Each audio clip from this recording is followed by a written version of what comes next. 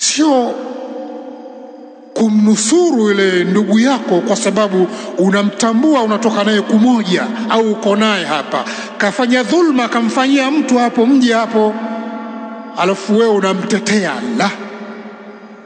La yajrimannakum shana'anu qaumin ala alla ta'dilu i'dilu huwa aqrabu littaqwa. Usiwapelekeeni kule kuwachukia watu kutofanya uadilifu. Fanyeni uadilifu. Kufanya uadilifu kupo karibu zaidi na uchamungu. Wa idha qultum fa'dilu walau kana dha qurba, mnapozungumza fanyeni uadilifu, hata kama ikiwa mnazungumza juu ya watu wenu wa karibu. Mwanao kafanya upuuzi katika ndoa, mtoto wako wa kike, nasikiliza ile kesi, naambia mwanangu si sahihi, huyu ni mumeo, haukutakiwa wewe ufanye kadha kadha kadha kadha kadha, siwezi kukupendelea. Sio anakuja pale na upuuzi wake, ushafahamu wanaume wengi asikusumbua yule, ulikuwa unakula hapa sasa, si atamaliza wanaume.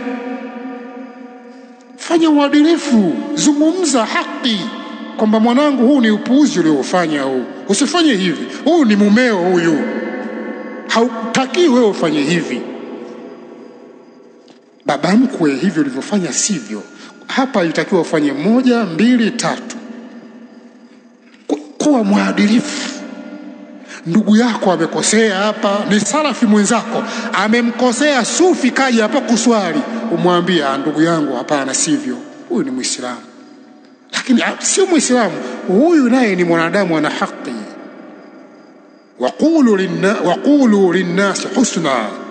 Allah anasema huyu naye ni mwanadamu, hautaki wewe umdhulumu kwa kauli au kitendo, si sahihi.